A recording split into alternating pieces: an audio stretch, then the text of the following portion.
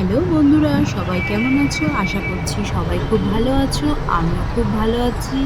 তো দেখো, আজকে আমি চলে এসেছি একটা নার্সারিতে কিছু গাছ নেব বলে। তো আমার তো এখানে সব গাছই খুব সুন্দর লাগছে, কি সুন্দর ফুল ফুটে আছে। দেখো টগর গাছগুলো কি সুন্দর। এই গাছটার নাম আমি জানি না, তোমরা কেউ জানলে আমাকে জানিও। দেখো কি সুন্দর সুন্দর ফুল গাছ, আমার তো মনে হচ্ছে আমি সবই এখান থেকে নিয়ে চলে যাই, কিন্তু আমার তো এত গাছ রাখার জায়গা নেই।